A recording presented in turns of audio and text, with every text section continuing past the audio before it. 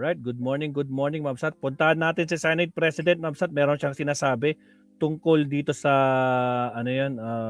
pangyayari sa Tacloban. So pakinggan natin. Senate President Sherwin Gatchalian, pasok. Good morning! Good morning, Alvin. Magandang umaga sa iyo. Opo, ako po ay sumasakit yung dibdib ko sa nangyari dun sa Tacloban City, Senator. Nilalagay ko yung sarili ko sa tatay at sa magulang. Hawawa po. I understand yung Senado po ay mag-iimbestiga. What do you intend to achieve sa inyong investigasyon, Senator? Una-una, Alvin, ako ay nakikiramay doon sa pamilya ng mga nasawi. Nalaman ko na apat na yata ang, based on the news report, apat na ang nasawi at maraming nasugatan. Opo. At ito ay nakakagulat na nangyari ito sa ating bansa dahil una-una ang mga batang Pilipino ay hindi namang violente. Hindi naman sila ganito. At alam naman natin ang mga bata mag-aaral na Pilipino ay kalmado, mabait at friendly. Pero sa aking natatandaan, parang first time nangyari ito sa ating bansa. Kaya nakikita ko meron talagang nag-i-influensya na hindi maganda sa ating mga mag-aaral dahil hindi ito first time. Meron rin nangyari sa Cavite, may nangyari na sa ibang lugar. Opo. Na mga kaharasan na na talagang hindi nating inaakalang mangyari sa ating bansa. What is your position, Mr. Senate President? Kayo po ba ay pabor na ibaba din yung age of criminal liability from 15 ngayon ibaba sa 12 halimbawa or Gs, or gusto ng isang kausap namin kanina 9? Alvin, ang aking pananaw dito ay una ko nang ina-advokasya. At ito yung pag-ban ng social media sa mga 16 years old and below.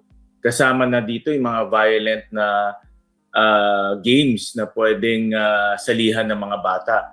Base sa mga news reports at base na rin sa pag-aaral ng kapulisan at binanda rin ngayon ng cybersecurity CICC, yung cybersecurity agency natin, na itong mga social media games, lalo na yung mga napaka-violente, ay nakaka-impluwensya sa mga bata. At ako personally, tingin ko ito ang isa sa mga dahilan kung bakit yung mga mababait nating bata ay nagiging violente dahil nai-impluwensya sila. At dahil itong mga games na ito, Alvin, parang social media ito, pwede ka mag-interact sa mga ibang bata sa buong mundo. Opo. So hindi lang kalaro mo, mga taga-barangay mo, taga-komunidad mo, pwede mong kalaro mga bata sa ibang lugar. Ang problema nga, hindi mo alam kung bata o hindi bata. May mga nababasa ako, yung mga ganitong games, pwede mga matatanda rin kalaro mo na nagpapanggap na bata. So ito yung sa akin, isa sa mga nakikita kong sanhi bakit nagkaganito. At isa sa mga tinutulak natin ay i-ban din mga ganitong applications at social media sa mga 16 years old and below. Alinawin natin, ang gusto mo mangyari ay may social media ban, Mr. SP, sa 16 years old and below o selected lang na mga app and games na sobrang violente? Basta may social media component. No, dahil itong game na ito, may social media component siya. So pwede ka maglaro, pwede ka rin magkaroon ng kaibigan, pwede ka rin mag-share ng mga stories mo kagaya ng ibang social media. Pero yung laro, yung game component, napaka-violente. Kanina research ko sa internet, itong games pala na ito pwede tinuturuan ng bata magsigarilyo, tinuturuan ng bata uminom ng alak, pati nga drugs tinuturuan. At pwede kang pumatay doon sa games. So, kala mo games, pwede kang pumatay. At sa mga bata katulad nitong mga gumawa nitong krimen na 14, 15 years old, na batang-bata pa, nakaka-impluwensya sa kanila. So, ang aking bill na final, actually final ko na ito, ay to ban social media for 16 years old and below, kasama na dito yung mga violent games. Po. But are you supportive dun sa panukala naman ni Senator Robin Hood Padilla na ibaba ang age of criminal liability? Ako personal, Alvin, hindi ako sang-ayon dahil sa Valenzuela mayroon kaming bahay Pag-asa. At base sa aming mga karanasan sa Valenzuela, isa kami sa nagpatayo ng, nung mayor ako, pinatayo ko yung Bahay Pag-asa at maganda yung aming naging resulta doon. Yung mga bata, yung CICL, Children in Conflict with the Law, pag binigyan ng tamang edukasyon, tamang gabay, at even spiritual guidance, nare-reforma sila at bumabalik sila sa lipunan na kapakipakinabang at nakakatulong sa ating komunidad. So kung mayroon mang ilang mga bata na talaga nawawala sa landas, mas marami naman yung nare-reforma at nababalik natin ng maayos sa ating lipunan. Kaya nakikita ko ang importante dito yung ma-implement ng mabuti yung ating yung batas, no? Yung pagbibigay ng reforma sa mga bata. Pero paano naman po ang hustisyang hinihingi ng pamilya naman ng pinatay? Let me just clarify, itong mga gumawa nito, sila ay mapapasok sa Bahay Pag-asa. Hindi sila yung makakawala, no, hindi sila makakawala. So ipapasok sila sa Bahay Pag-asa at doon ay bibigyan ng mga intervention programs. Ngayon, pag hindi pa sila talagang nareforma, pwede na silang makulong.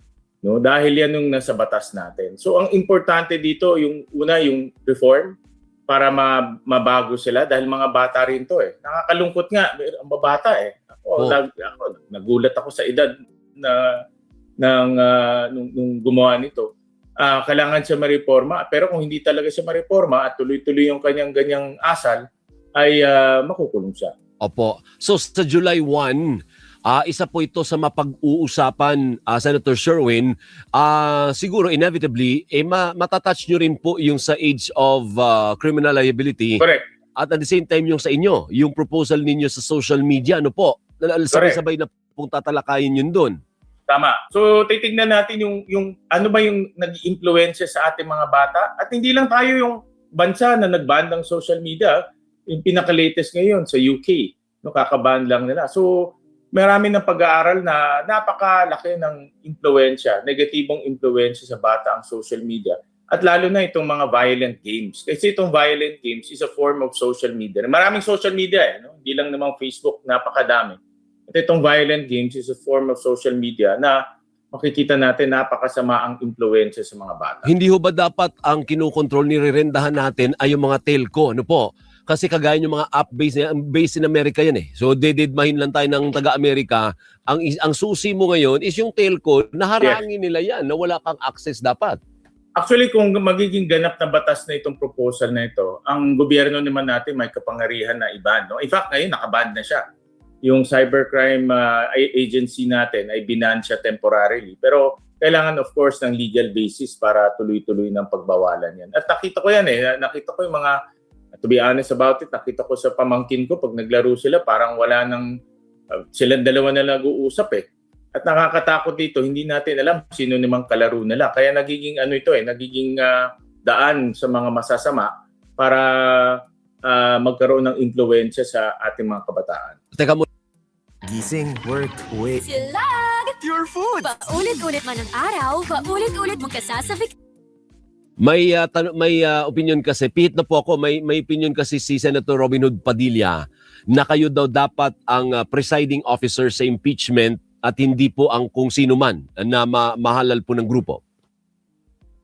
Pag-uusapan yan, sa ngayon ako naman ang presiding officer under the rules. Very clear naman yan sa under the rules. Pero dadating ang panahon na pag-uusapan rin. Opo. Pero paano yun kung ang solusyon i-divide din yung Senate noon pag ganun ng kumbaga majority wins din. Not necessarily pag-uusapan yan, Alvin, no? So ng mayorya. Tingnan natin kung ng lahat, hindi lang ng mayorya o minorya, ng lahat, pag-uusapan ng lahat. Kaya lang hindi nga po napunta din yung iba, po, like the likes of former Senate President Alan Peter Cayetano. Ay hindi naman po siya, last time hindi po siya pumunta. Nagparamdam na po ba sa inyo, Mr. SP? Hindi. So, darating ang panahon, Alvin. So ayaw talaga sabihin ni Senate President Hindi kaya makaka-delay pa rin yun? Hindi, kasi majority naman sila nandun eh. Kasi some of the senators na nasa kabilang side, umattend naman ng hearing last time, Mr. Senate President, di ba? Yes, oo. Andun naman. Okay. Ngayon, yung pre-trial, mukhang nadidelay po nang humihingi po yung prosecution na hanggang Sabado na extension, Mr. Senate President. Hindi ho kaya madidelay yung simula ng impeachment trial? Ang daming dokumento, no? Kaya nga eh. Ang brief sa akin ng clerk of court ay almost 4,000 Yes. documents each side, no? Yes. Dahil sa prosecution, talagang bawat acknowledgement voucher, bawat kontrata, bawat alam naman natin yung kanilang articles, kompleto sa document yung kanilang gustong ipresenta o kinumpleto na yung dokumentong ipapresenta. So isa-isa yung minamark. So titignan natin yung takbo. Nabalitaan ko lang sa news na meron silang mga statement na gustong humingi ng extension. But we're taking this day by day. Yeah. Araw-araw tinitignan namin yung takbo ng pre-trial. Pero kung hindi man po makapagsimula ng July 6, may okay naman ng ibang dates. Ibig sabihin, okay lang naman ma-delay ng konti ang pagsisimula ng impeachment trial para sa inyo. Ang maganda kasi itong pre-trial, papaiksiin yung trial proper. Hindi sila nagkaroon ng pre-trial. Kung matatandaan natin, during the corona, on the day sila nagmamark or on the during the morning sila nagmamark, ito nakamark na. So pagsalang ng trial proper, tuloy-tuloy na ito. In fact, yung pre-trial order will be the roadmap. Nakasaad na dito yung, let's say, yung kung meron man stipulations, isasaad na nila doon. Sigurado ako nandoon na yung mga ebidensya, nandoon na rin yung mga testigo. At sabi ko nga, as much as possible, maglagay na rin ng araw para alam rin ng mga senator judges kung sino isasalang araw-araw. So, we're taking it day by day. Of course, nakita naman natin na araw-araw nila inilalabas yung kanilang ebidensya at dokumento. So, malalaman natin yan in the next few days. Opo. So, okay lang naman po para sa inyo na ma-delay yung start kasi nakalatag naman na mas mabilis na yung usad dahil sa pre-trial. Mas maganda, itong pre-trial, mahalaga ito dahil in-organize niyo yung trial proper itself. Tama. So, in other words, iiksi yung trial proper. Now, as to when, kami ngayon ay nakafocus pa rin doon sa July 6 na umpisa ng impeachment. Okay. Mr. Senate President, maraming salamat po sa Maraming salamat. ninyo. Good luck po Thank sa you. trabaho ninyo. Go, go, go lang. Ha? Thank you po. Thank you. Mabuhay.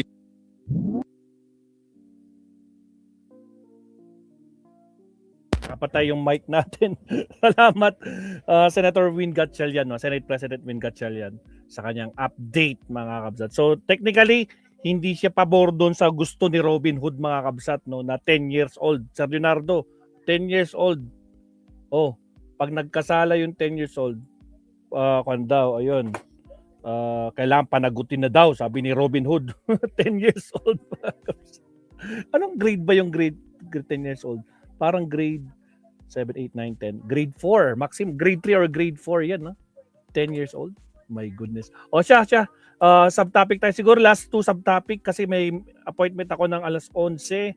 So, agahan natin. Last 2 topics po tayo. Sino pinakamaiksi? Si ko na lang. Si Attorney Enzo. Countdown muna tayo. Here we go.